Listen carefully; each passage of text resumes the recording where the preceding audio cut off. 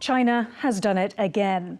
2 days after a Chinese warship collided with a Chinese Coast Guard vessel while chasing the Philippine Coast Guard within Manila's exclusive economic zone, China has triggered another episode lasting 20 minutes, this time in the air. This Chinese J-15 fighter jet intercepted a Philippine patrol plane over the shoal, flying just 60 meters above it, according to the Philippine Coast Guard. This footage is taken by Filipino media ABS-CBN, which had a crew on board the patrol plane. On the same day, China claimed it drove away a U.S. destroyer which had entered waters around the shoal, quote, without the approval of the Chinese government. The U.S. warship and another vessel were 30 nautical miles from the shoal in international waters. Should we count the USS Higgins and USS Cincinnati's freedom of navigation operations as the U.S. response to Monday's tragic event? Is there any discussion about this incident in Washington, given it could have triggered the US-Philippines Mutual Defense Treaty?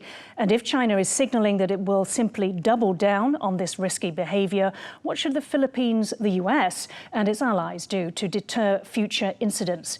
Joining us today are our special guest from Washington, D.C., Derek Mitchell, Center for Strategic and International Studies, Asia Program Non-Resident Senior Advisor. He's also former U.S. Ambassador to Myanmar and former U.S. Department of Defense Deputy Assistant Secretary for Asian and Pacific Security Affairs. We also have Alexander Huang, Council on Strategic and Wargaming Studies Chair. A very warm welcome to both of you on the show today. Thank you. Now, while China has not disclosed any deaths from this incident on Monday, a day after the Chinese collision, maritime security expert and Sea Light Director Ray Powell posted this tracking map of at least one Chinese Coast Guard and 9 militia ships moving north to south, back and forth in deliberate movements in the area in which the Monday crash took place. Powell said they were conducting search and rescue operations. And the crash video, which we are showing again, clearly shows 3, possibly 4 people at the front of the Coast Guard vessel before that section of the ship was hit. After the collision, the bow is heavily shattered and crumpled with those personnel gone.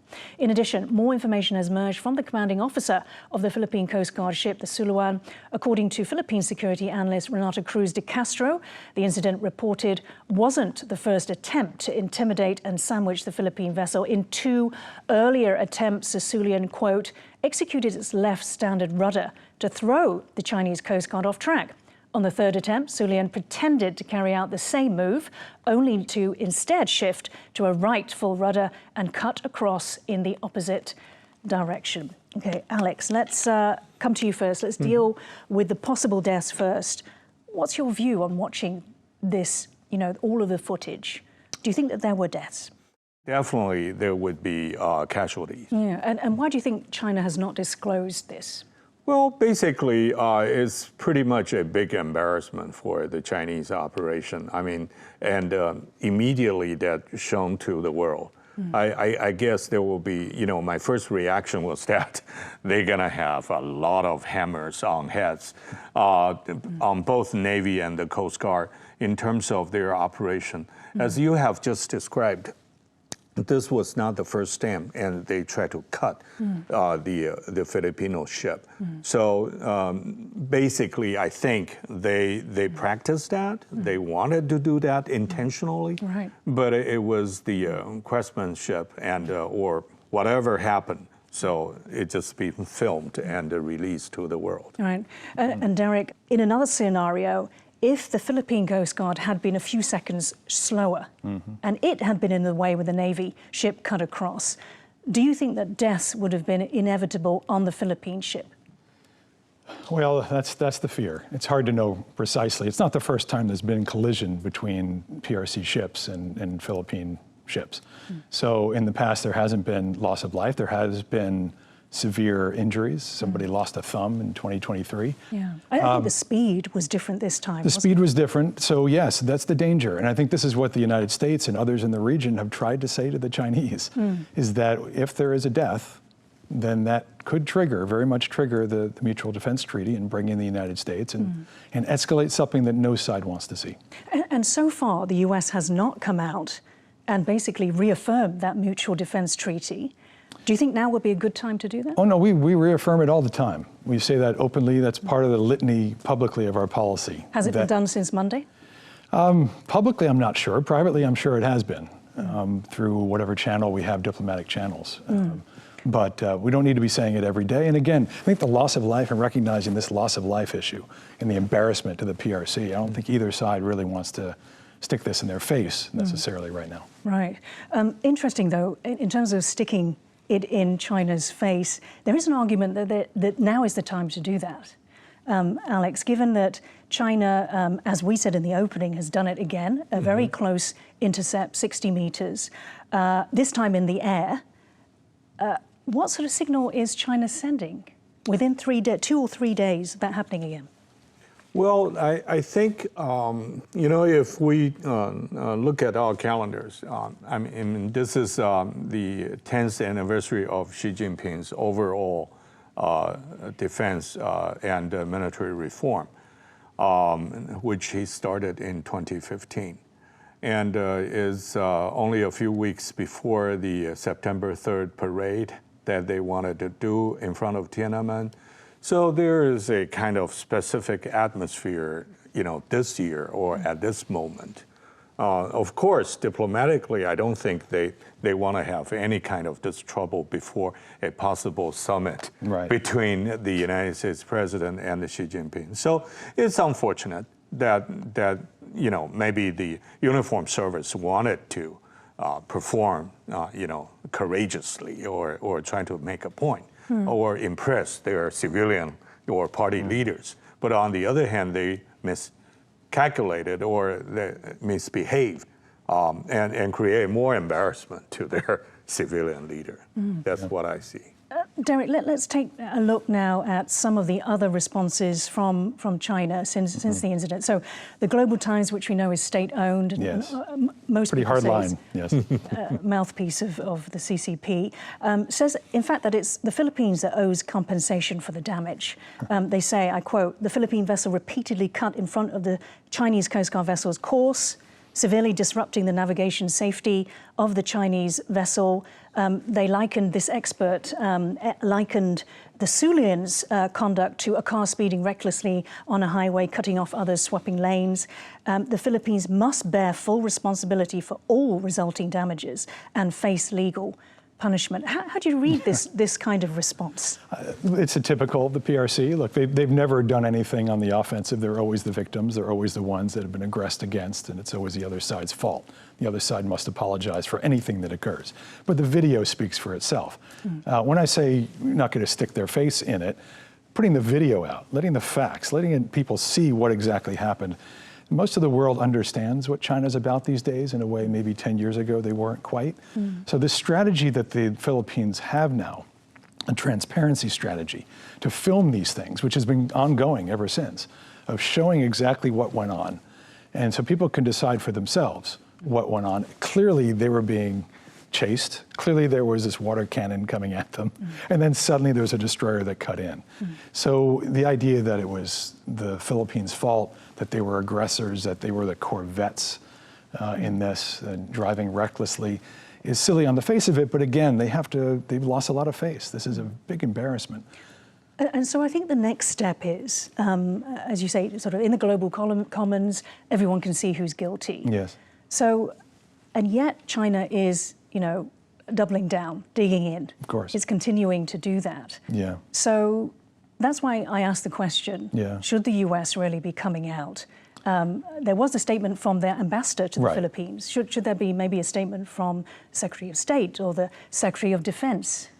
Not every time. Again, these things happen occasionally. And again, I'm not minimizing what occurred. This is a very serious issue. I would hope, and I don't know for certain how they handled it, but the first call would go to our Philippine ally and say, what do you think would work best here? And go to our other allies, our Quad allies, the Japanese, others who have great interest here, of what the right response is. And I think what they decided was, we've made our statements over and over to the Chinese about how dangerous intercepts are and the stakes of an accident. I'm sure it's happening quietly. It's not going without comment. But the ambassador, not just the American ambassador, but the other ambassadors, local ambassadors, also made statements. So it shows it's not simply a U.S. thing. The Chinese like to make this into a black hand, and the United States are the ones who are making everything happen. This is a regional security stability, rule of law, UNCLOS, the Law of the Sea Treaty. This is about China being an irresponsible player. And we'll let the people, the countries in the world see exactly what happened, and it speaks for itself. But, I think the fact that we haven't said much more, I think in this case, that's okay, as long as we're ensuring that that message continues to be sent at other channels. Okay. Now Alex, you're an ex-Navy guy. When you looked at that video, how far would you say the distance was between the back of the Philippine Coast Guard vessel and the Chinese Coast Guard vessel, just as a hunch? It was too close. And usually, this kind of tactics was not done by a frigate-size, Coast Guard cutter with a craft. So in a sense, technically, I have never witnessed that such a huge tonnage, Coast Guard cutters and trying to perform this kind of, maneuver. Right. In the high seas. The collision regulations have been quoted, especially by the Philippine side, not by the Chinese side. Rule 6, safe speed, says every vessel shall at all times proceed at a safe speed so that she can take proper and effective action to avoid collision and be stopped within a distance appropriate to the prevailing circumstances and conditions. So obviously we can see that that didn't happen. Interestingly, in terms of guidelines, Colregs does not provide distance, unfortunately, but it sort of prevails on, the seafarers themselves to know what this is. So looking up what that should be at sea, they don't say so much in the skies. Apparently it is 0.5 to 1 nautical mile in distance. This translates to 0.5 would be around about 900 meters. Yeah. So basically, we now goes down to the question whether the Chinese would, observe this kind of safety procedure, with any closing encounter. And that's why the United States had many, many times, not only maritime but in the air. I mean, there were agreements, there were talks, there were people pounding at the table, but, the Chinese behavior sometimes does not reflect that. Well, you have to remember the EP3 incident of 2001, when the EP3 surveillance aircraft, American aircraft, was hit by an F-8 Chinese jet. And the same argument was made that it was the American slow-moving, large plane, surveillance plane, was at fault for a jet that was buzzing around. And in fact, I have to say, I was in the Pentagon in the late 90s, as you may have mentioned in the introduction. But one of the last things I did in January 2001 was to march the Chinese over unsafe intercepts in the air, where they were coming so close that we said there's going to be an accident. And when there's an accident, it'll cause a crisis. Now, a crisis in 2001 is one thing. And that still took a few weeks to work out. We got back on track, et cetera. But a crisis today, it will be something completely different. So other than that, Derek, behind the scenes, yes. Diplomacy over this, what else can be done? Well, I mean, actions speak louder than words, there's no doubt about it. We can reaffirm it at Shangri-La Dialogue, et cetera. But we have done an enormous amount in the United States in recent years. And yet it seems to have made China's behavior worse. Yeah, because they feel that this is their interest and they're going to assert it, and they have to show strength at all times. So, we have done, the United States has done a lot. And of course, of arms sales, put Typhoon, missiles on Philippine soil, and there are now bases or sites where Americans are training in northern Philippines. So signal after signal is that the more you do this type of thing, and the more you're bullying players in the region, the more the United States is going to have to reaffirm through its actions that its commitment is strong. And that's not just important for the Philippines, of course. That's important to Taiwan, and I suspect for all of our allies and partners who care about stability in Asia. Do you feel now is the time, the closest time the Philippines and the U.S. has been to this being triggered? It gets closer and closer. I mean, a couple of years ago, the air intercepts that Alex talked about got very bad. They were happening on a regular basis. They came extremely close. And it was only a matter of time before there could be another incident like the EP3 incident in 2001. It didn't happen. There was a meeting, a summit meeting, I think in San Francisco with Biden and Xi, and those intercepts, the numbers went down. So they pulled it back from the brink, but now it's happening on the water, and I think just the case needs to continue to be made.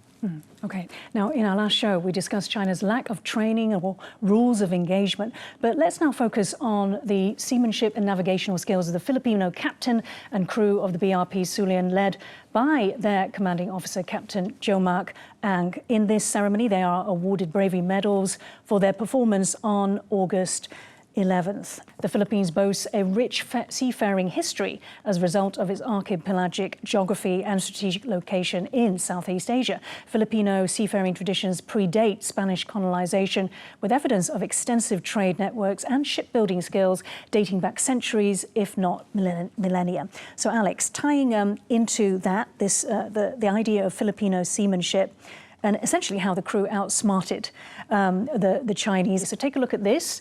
This is from U2UB891, who says, "I'm so tired of the misinformation about how the Philippines outsmarted the Chinese ships. The destroyer was clearly trying to prevent World War III from happening by sacrificing itself to protect the Philippine ship." So if you would like to comment on that. Also, I do have to say that Tony Hu, also a former Pentagon official, said that the Navy ship actually chased the Philippine Coast Guard for an hour after the collision. Exactly. So let's have a look now at the diagram that you have shared with us.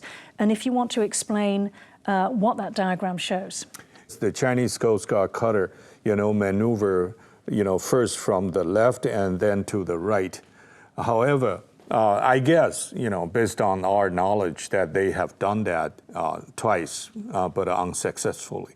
So it was the accident occur, with the third attempt.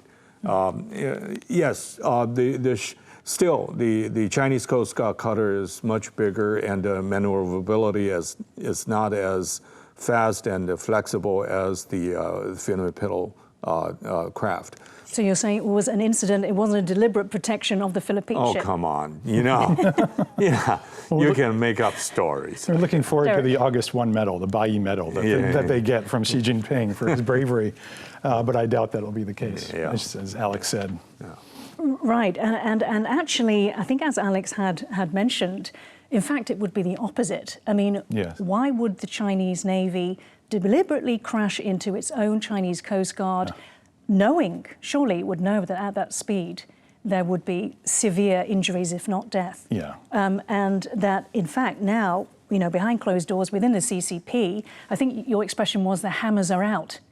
What's your, take on that, Derek, after years, decades in Asia? Yeah, well, it's more of, I'm not a Navyman, but I mean, but... In terms of their culture. In the Navy culture, I mean, if you run aground, if you hit a sandbar, you're drummed out. You basically are demoted as a captain and you're drummed out of the military, out of the Navy. So crashing into your own vessel on the high seas, I'd hate to be that guy.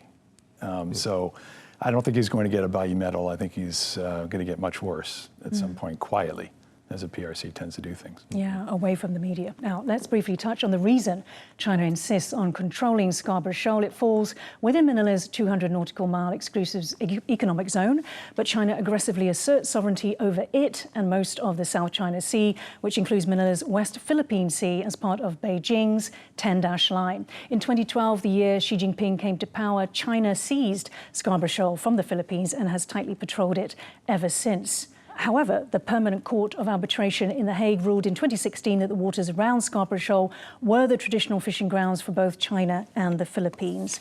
Alex, China's control of Scarborough Shoal, it's about its strategic location. Can you explain to us, that it's also part of this strategic triangle, I understand, for the CCP, but why does it relate to Taiwan?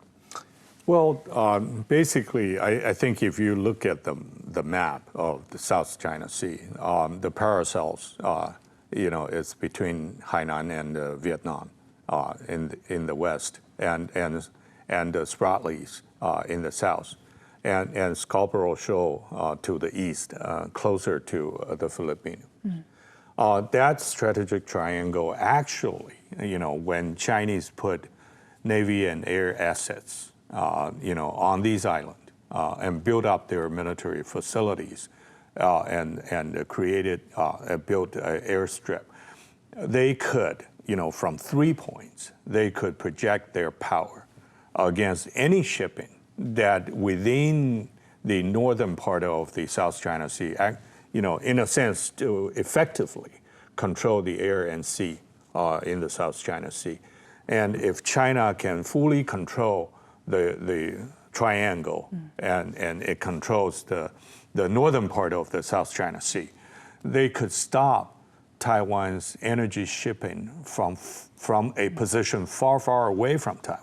So in effect, Derek, part of that blockade, possible blockade of Taiwan, is it also so that if there are any US ships or Philippine ones for that matter coming from the EDCA sites in the Philippines, that they'd be able to monitor or block their movement? Absolutely. I think you have to think about this as one theater now. There's not just a Taiwan theater and a South China Sea theater, or even an East China Sea, or around Japan. It is a single theater in the mind of the Chinese. And therefore, as you both have stated, this is very strategic territory. The blockade scenario, the strangling scenario, I think you have to recognize the PRC seeks to win without fighting. They want to show that, okay, you're strangled, Taiwan, you have to just cry uncle, you have to give in. And our job is to demonstrate that their strangling is not going to work. And that we have access, we'll continue to have access, and Taiwan has options. Okay. Now, because we're privileged to be joined by a former US ambassador to Myanmar, we want to discuss China's power play in that country and what impacts it has for the rest of the region as well as the US. So, Derek, we know that Myanmar is rich in rare earth metals, which of course is crucial for weapons as well as smart devices and technologies. The question is, can Myanmar leverage this kind of power in terms of the richness of the resources? Both the US and China want some of this. Yeah, well, I think everyone, probably people watching, recognize that these rare earths, these critical minerals are important for military applications, for AI, for all the most important technologies of the 21st century. China has 90% or refines 90% of these things. So they have a real grip on the refinement and the reprocessing. But Myanmar, right next door, has 60% of China's market for this. So the problem for all of us is that it's not controlled by, well, not the problem, but it's not controlled by a central authority. It's not as if, say, because there's a civil war there, the junta that is taken over at the center does not have control of its borders. And so it's controlled by ethnic groups that are fighting, long fought, the central government. So it's a matter of getting access in very hilly, very difficult terrain along the border between China and Myanmar. And unfortunately, China has most of the advantage there. They have long-standing ties, not necessarily great ties, but they have all the lines of communication, the roads, the infrastructure. So there's some thought in the United States, well, Myanmar is important, they have rare earths, let's go in there and compete with China there. But we take a long time to develop the infrastructure to get this stuff, not only mined, it's being mined by Chinese as well, but to get it out. So there are a lot of problems of Chinese influence inside Myanmar, and that's just one disadvantage that I think the democratic world has. And do you think that the Trump administration could be kind of structured so that it could operate with all these multiple, groups, as you said? Yeah, no, we could. It's difficult. In each of them, there are multiple groups. And they all, the Kachin is one of them. I don't know if your viewers know of the Kachin, but we actually worked with the Kachin during World War II to defend the Republic of China back in the 1940s. Okay. So they're very close to us, but they are in the hills and right up against it on the border with the PRC. Is that the group that China has actually pressured recently in terms of China needing that fighting to stop so that its flow of rare earth metals continues? They've pressured a number of different groups on this. Kachin, one of them, yes, they are. There's even a bigger challenge beyond the rare earths that I think you could do a whole show on this. I think it would be interesting for folks. But the Chinese have pretty much the terrain to themselves in Myanmar right now. The people of Myanmar do not like China, not like the Chinese. They've lived on that border and they recognize the Chinese do not care about them, want to extract the resources and don't want to give anything back. But what they want is to make them into part of their sphere of influence. It is basically a harbinger of what China is seeking for the region. and they want access to the Indian Ocean, which is of concern to our Indian friends and others there. They want the oil and gas, the resources, et cetera. So this is very important to watch of how the Chinese are operating inside Myanmar, and it's something that not just the United States, but others in the region need to be working much more smartly together to not only do right by the Myanmar people, who should not be operating because of China's desires, but to protect their own sovereignty and their own interests. How open are they to working with the U.S., do you think, in comparison to China? The region's the Myanmar people are very open to the U.S. They're fighting a civil war against a military junta, so they're focused particularly on getting humanitarian aid and getting support for that fight, which is hard enough. So that fight has to stop, and the people of the country have to get their rights back. But if the people were able to have a say in their own futures, they would be leaning towards the United States. They can't choose the United States. They have to live with China. They'll get along with China. But if they choose democracy and these values, which they would if given the opportunity, that makes us a natural ally of ours. And I think it creates a much more stable place in the crossroads of Asia, the country that links a dynamic South Asia with a dynamic Southeast Asia. And I think that's very important for Taiwan and for India and a lot of countries, all of ASEAN, Southeast Asia, that we get this right, and therefore we need to be working together much more smartly about a common approach to end the war and to try to balance the influence of malign powers on Myanmar's border.